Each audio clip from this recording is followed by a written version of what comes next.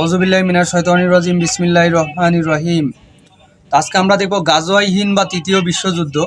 মূলত আজকে যদি আমরা দেখি যে এই যুদ্ধগুলো মূলত যেভাবে বাঁধবে বা যা হবে, কত মানুষ এখানে প্রাণ হারাবে, এই সম্পর্কে যদি দেখি, যারা যুদ্ধ তৈরি করে, যারা ফিতনা তৈরি করে, যারা এই যুদ্ধগুলো ঘটায়, তারা কলম এই যুদ্ধে খুবই ক্ষতিগ্রস্ত কম হয়, কিন্তু যারা যুদ্ধের ময়দানে সাধারণ মানুষ থাকে তারা সব থেকে ভোগান্তির ভিতরে থাকে।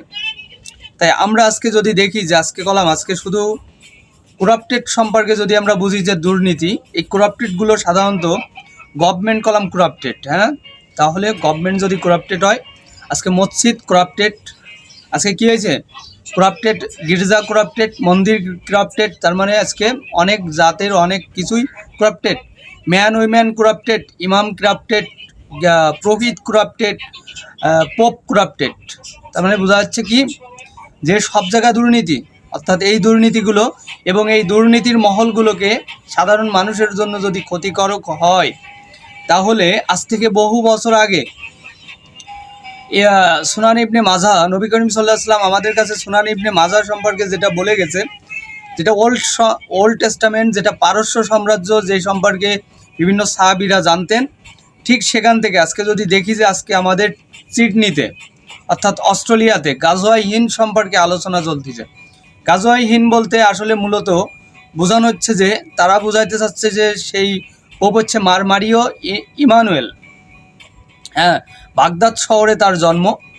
তো তিনি যেটা দেখাচ্ছে যে তিনি বলতেছে যে সেই সমস্ত ভণ্ড ভাববাদীদের থেকে সাবধান, অর্থাৎ সেই সমস্ত ভণ্ড যারা কিনা ভণ্ড ইমাম, ভণ্ড প্রহিত, ভণ্ড পোপ, তাদের থেকে সাবধান। তারা তোমাদের কাছে নিরীহ মেষের মতো আসবে।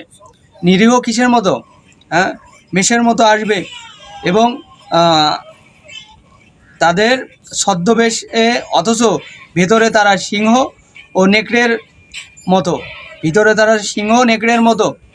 কথা হচ্ছে এরকম থাকবে উগ্রবাদ, অর্থাৎ উগ্রবাদ যদি থাকে, তাহলে আমরা যদি দেখি যে আজকে এই উগ্রবাদিতা, আমরা যদি দেখি যে দাতা দেশ হিসেবে ইন্ডিয়া কলাম আমাদের পাশে, এখন সেই দাতা দেশের বিরুদ্ধে যদি আমরা যুদ্ধ করি, দাতা দেশ কলাম আমাদের সাথে যুদ্ধ করবে না। কথা হচ্ছে সেই দাতা দেশকে উস্কানি দেওয়া হবে, আর বাংলাদেশকেও উস্কানি দেওয়া হবে, আর তারপর সেই যুদ্ধগুলো তৈরি হবে, আর পৃথিবীর বিভিন্ন দেশগুলো এগুলো হাসাহাসি এবং এই খেলা দেখবে, এবং সাধারণ জনগণ মারা যাবে। আর এই জনগণ যখন মারা যাবে, তখন এই যেই করাপ্টেড প্রত্যেকটা জায়গায় যে দুর্নীতি, আর সেই দুর্নীতি মহলের সেই সমস্ত মানুষগুলো, সেই সমস্ত জনগোষ্ঠীগুলো এই দায়ভার কি নিবে? তাই এখানে ঈসা ইবনে মারিয়াম, ঈসা মসিহু, এই সুনান ইবনে মাজাহ আমাদেরকে যেভাবে জানাচ্ছে যে, এবং ঈসা মাসিহু উনি যেভাবে বলতেছে যে তারা যোহনকে বললেন, আপনি যদি সেই খ্রিস্ট নন, এলিও নন, ভাববাদীও নন, তাহলে আপনি কি পাশমিত করছেন কেন? অর্থাৎ তিনি বলতেছে তিনিও পোপ হয়েছে, তিনিও মানুষকে কি করতেছে, বাস্মিত দিচ্ছে, অর্থাৎ যেটাকে ইসলাম অনুযায়ী যেটাকে বলা হয় বায়াত। বায়াত, যেখানে নবী করিম সাল্লাল্লাহু আলাইহি ওয়াসাল্লাম আমাদেরকে বায়াত করাইছে সাহাবীদেরকে গাছের তলায়, এবং তিনি বলছে যে আমার হাতের উপর যার হাত, তিনি হচ্ছে তোমাদের রব, তিনি আসিউন আলিম, তিনি সর্বজ্ঞ প্রজ্ঞাময়। হ্যাঁ, বায়াতের সিস্টেম তো দীক্ষা, মন্দির সিস্টেমে দীক্ষা যখন করাইছে, তখন হিন্দুরাও কি করায়, দীক্ষা করায়, অর্থাৎ ঠিক তেমনই খ্রিস্টীয়রা কি করে, বাস্মিত দেয়।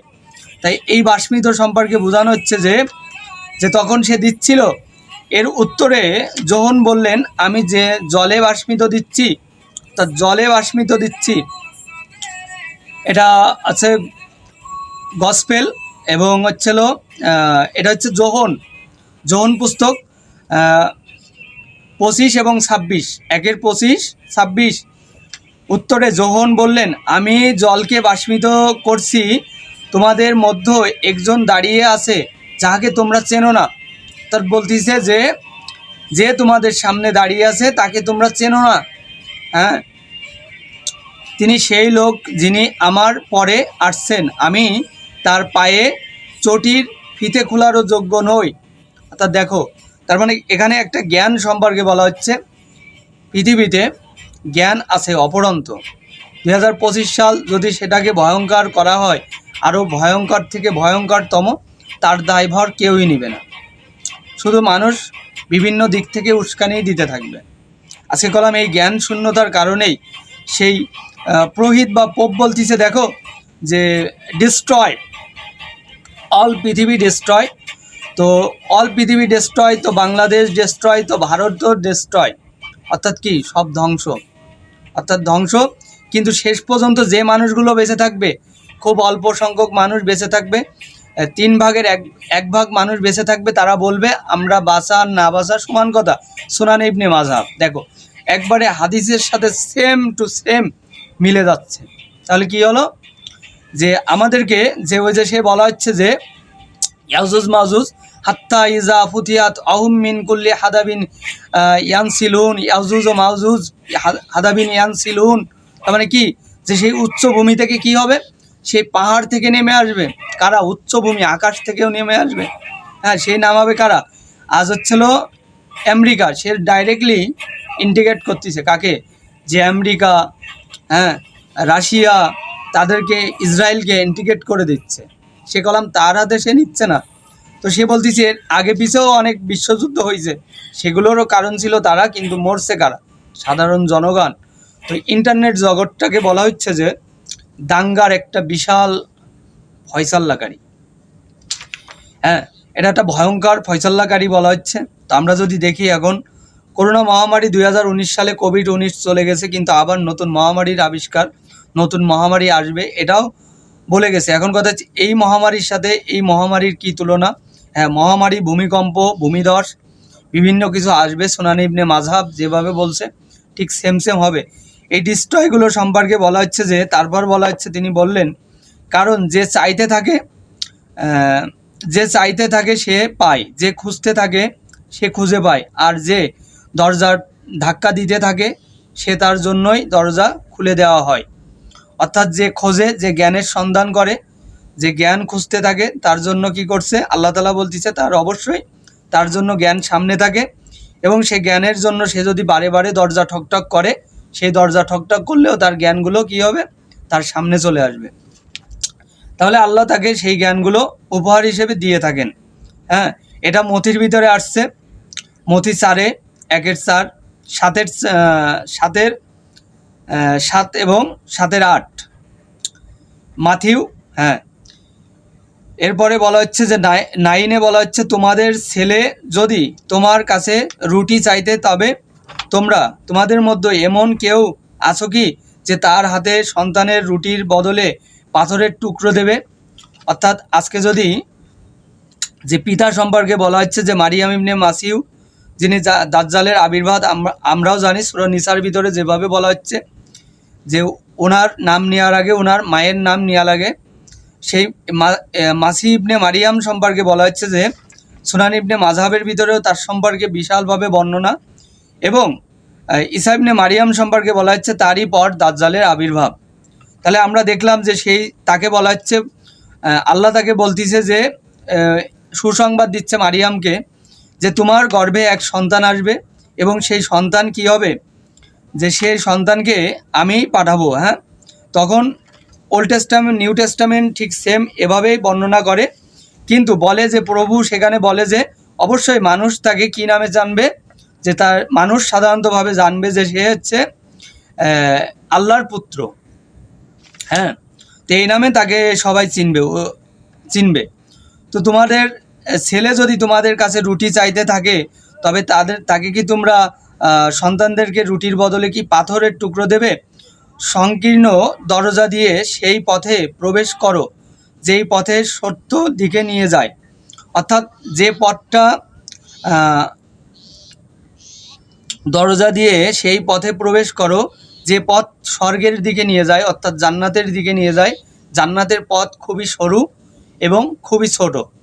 আর যে পথটা বলা হচ্ছে যে পথের ধ্বংসের দিকে নিয়ে যায়, সেই পথ প্রশস্ত, মানে অনেক বড়, তার যাওয়ার রাস্তা বড়, এবং সেই চওড়া পথ বহু লোককে সেই পথে নিয়ে চলেছে। অর্থাৎ সেই খারাপ পথটা বহু মানুষকে সেই পথের দিকে নিয়ে চলে যাচ্ছে। তো জ্ঞান এভাবেই ম্যাথিউ মিলার ঠিক সেমভাবে মারিও ইমানুয়েল তিনি কলাম এভাবে বোঝাচ্ছে। হ্যাঁ, যে সেই সংকীর্ণ দরজা দিয়ে কলাম কি করতেছে, বহু মানুষকেই সেই পথে নিয়ে চলে যাচ্ছে। তিনি কলাম নিউ টেস্টামেন্টকে দেখাচ্ছে সম্পূর্ণভাবে যে এভাবেই এই মাথিউর ভিতরে এভাবে আসছে 13। তো এখানে 14তে বলা হচ্ছে, কিন্তু যে পথ জীবনের দিকে গেছে আর যে দরজা সংকীর্ণ আর পথও দুর্গম, হ্যাঁ, অল্প লোকেরই তারই সন্ধান পায়। অর্থাৎ কিন্তু যে পথ জীবনের দিকে গেছে, অর্থাৎ জীবন জল, জীবন সুন্দর, জীবন পথ, জীবন জান্নাতের পথে গেছে, হ্যাঁ, দরজা সংকীর্ণ আর পথ দুর্গম, অর্থাৎ সেই রাস্তাটা খুবই কঠিন। সেটা প্রত্যেকটা ভাববাদী, এলিও, বক্তা, পুরোহিত, ইমাম সবাইকে বোঝানো হচ্ছে যে সবারই সেই পথটা অনেক কঠিন এবং সেই মানুষগুলোকেও পার করা তার পক্ষে অনেক বড় কঠিন। এজন্য ফিতনা না ছড়ানো বা ফিতনা তৈরি করা, তার থেকে ফিরে আসা, এটা মানুষকে বোঝাচ্ছে যে তার থেকে ফিরে আসার একটা বিষয়কার বোঝাচ্ছে। এজন্য বলা হচ্ছে, তিনি বলতে চাচ্ছে যে অবশ্যই বাংলাদেশ যেন ইন্ডিয়াকে ভালো মনে করে, ইন্ডিয়াকে মন থেকে মেনে নেয় এবং ইন্ডিয়ার প্রতি তাদের গুরুত্ব যেন বাড়ে। অবশ্যই তৃতীয় পারমাণবিক যুদ্ধ হবে এবং সেটি আমেরিকা ঘটাবে, কিন্তু মূলত বাংলাদেশ ভাববে যে এই কাজটা ইন্ডিয়াই করছে বা তার আশেপাশের দেশগুলোও করছে। অর্থাৎ কিন্তু যদি তারা ভালোবাসতো সেই তার পাশের জনকে, অবশ্যই তারা পথ খুঁজে পেত। অর্থাৎ হ্যাঁ, এই নির্দেশনা কলাম তিনি দিয়ে যাচ্ছে। আর এটা তিনি দিচ্ছে কিভাবে, তিনি নিউ টেস্টামেন্টের মাধ্যমে তিনি এই ঘটনা বর্ণনা করতেছেন। তো লোকেরাই তার সন্ধান পায়, তার মানে তো আল্লাহও আমাদেরকে কি করতেছে, জ্ঞানের সন্ধান দিচ্ছে। নবী করিম সাল্লাল্লাহু আলাইহি ওয়াসাল্লাম যতগুলো যুদ্ধে জয়লাভ করছে, যা কিছু করছে, তার বিভিন্ন সাহাবী আজমাইনরা বিভিন্ন দেশের ভিতরে ছড়ানো ছিটানো ছিল। আর তারা নবী করিম সাল্লাল্লাহু আলাইহি ওয়াসাল্লামকে বিভিন্ন সময় বিভিন্ন ডিরেকশনের মাধ্যমে বিভিন্ন দেশ জয়লাভ, বিভিন্ন কিছুই কলাম এনে দেয়।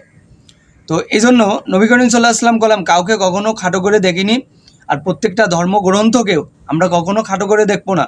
কোরআন কখনো আমাদেরকে এভাবে কোনো ডিরেকশন দেয় না।